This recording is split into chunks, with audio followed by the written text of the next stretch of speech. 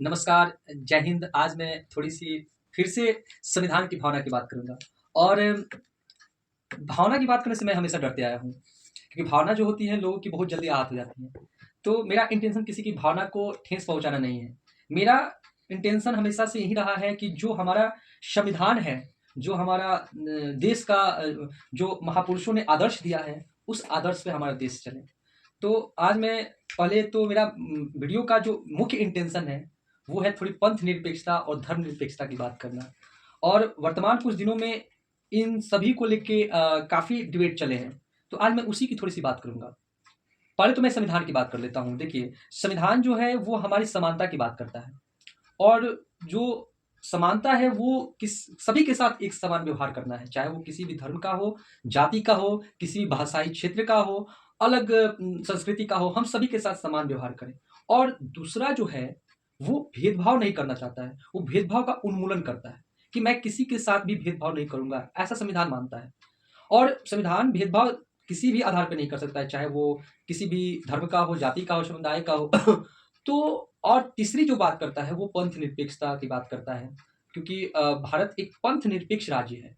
इसका कहने का मतलब है कि राज्य का कोई अपना धर्म नहीं है और किसी भी धर्म के प्रति वो मतलब झुकाव नहीं रखेगा, उसका अपना कोई धर्म से कोई लेना-देना नहीं है। वो सभी धर्मों को एक नज़रिए से देखेगा। लेकिन वर्तमान कुछ दिनों में जो भारत में चल रही हैं, वो इन भावनाओं को ठेस पहुँचा रही हैं। तो इन भावनाओं को ठेस पहुँचा के हम किसी अलग समुदाय या फिर अलग धर्म की भावना धार्मिक समुदाय की भावना को ठेस नहीं पहुँचा रहे हैं।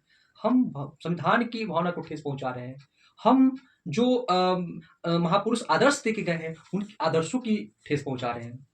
मैं सीधे टॉपिक मुद्दे पे आता हूँ। मेरा मुद्दा है कि वर्तमान में जो हमारे प्रधानमंत्री जी हैं, माननीय श्री नरेंद्र मोदी जी, उनका व्यक्तिगत धर्म में इन्वॉल्वेंस काफ़ी मतलब चिंताजनक विषय है कि क्या एक भारत जो धर्मनिरपेक्षता की बात करता है, उसके जो प्रधानमंत्री जी हैं, जो जनता का इतनी बड़ी विविधता वाले देश की जनता का प्रतिनिधित्व कर रहे हैं, उनका किसी धर्म में जाके इस तरह से इन्वॉल्वेंस और एक हिंदू राष्ट्र बनने की कल्पना करना, ये संविधान की मूलभूत भावना के बिल्कुल विपरीत है।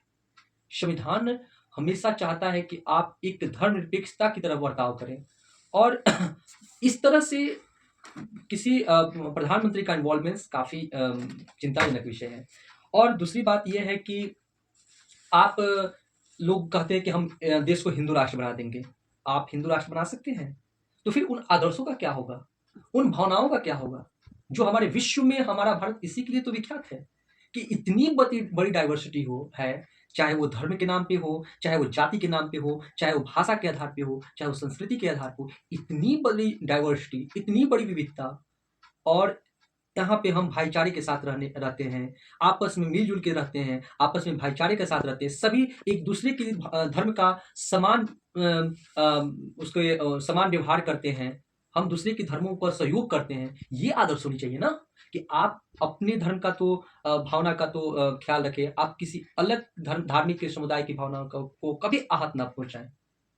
तो ऐसे देश में हमारे माननीय प्रधानमंत्री जी का इस तरह से इन्वॉल्वमेंस मेरा सबका अपना व्यक्तिगत धर्म होता है। लोग इसमें बात करेंगे कि नहीं, प्रधानमंत्री का भी अपना धर्म होता है। बहुसंख्यकों का बात करेंगे कि बहुसंख्यक हिंदू है। अरे बहुसंख्यक हिंदू है, पर माइनॉरिटी का हमें सबसे ज़्यादा ख्याल रखना चाहिए। अगर माइनॉरिटी का ही अगर ख्याल नहीं रखा गया, तो मेरा भी हाल श्रीलंका जैसा हो जाएगा। क्योंकि श्रीलंका में क्या हुआ? माइनॉरिटी की भावनाओं का ख्याल नहीं रखा गया और वहाँ पे क्या हुआ? उनका संविधान ही ध्वस्त हो गया।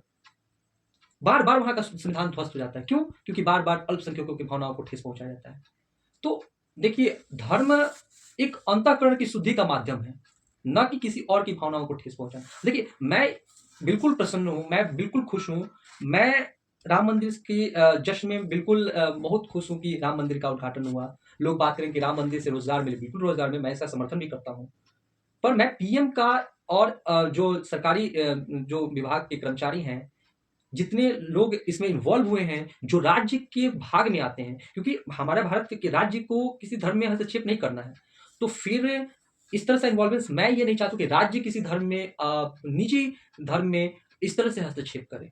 इस तरह से आके प्रत्यक्ष रूप से ये करें। सब लोग अपनी-अपनी धर्म के साथ चलें। पर मैं नहीं चाहता कि इतने बड़े जो जनता के प्रतिनिधि हैं, जो सभी का प्रतिनिधित्व कर रहे हैं, किसी ख़ास जगह जाके यजमान के रूप में बैठना, ये अच्छी बात नहीं है। और हमें इसका ख़्याल रखना होगा और माननीय प्रधानमंत्री जी को भी इस चीज़ का ख़्याल रखना चाहिए कि आप इस तरह से इन्वॉल्वेंस ना करें। तो आज थोड़ी-सी लोगों को थोड़ी-सी इससे आहत भी पहुँचेंगी, पर मैं सिर्फ़ संवैधानिक तंत्रों का बात करता हूँ और मेरा संविधान आदर्श पे चलता है। गांधी जी भी इस चीज़ से कभी नहीं चाहते थे कि किसी एक समुदाय का यहाँ पे वो सभी के साथ भाईचारे के साथ रहना पसंद करते थे। मैं एक छोटी-सी घटना यहाँ पे बात करना चाहूँगा। मैं सुभाष चंद्र बोस जी का बात करूँगा। सुभाष चंद्र बोस जो आज़ाद हिंद फ़ौज का स्थापना जब किए थे, तो एक हिंदू समुदाय से उन्हें किसी कार्यक्रम में भाषण देने के लिए आमंत्रित किया गया। उन्होंने उस आमंत्रण को ठुकरा दिया था। क्यों ठुकरा दिया था? वो इस बात को लेके नहीं चाहते थे कि मैं किसी खास धर्म से जुड़ूँ, क्योंकि वो एक आज़ाद हिंद फ़ौज के संस्थापक थे। अगर वो उस खास अपने धर्म में सम्मिलित होते, तो अन्य लोगों की भावनाओं को ठेस पहुँचाता। इसलिए वो इस सभी का भावनाओं को देखते हुए उस कार्यक्रम में जाना पसंद नहीं किए। लेकिन लोगों के आग्रह करने पर उन्होंने एक शर्त रखा, और शर्त क्या था कि मैं तो जाऊँगा, पर गैर हिंदू भी उस कार्यक्रम में सम्मिलित होंगे।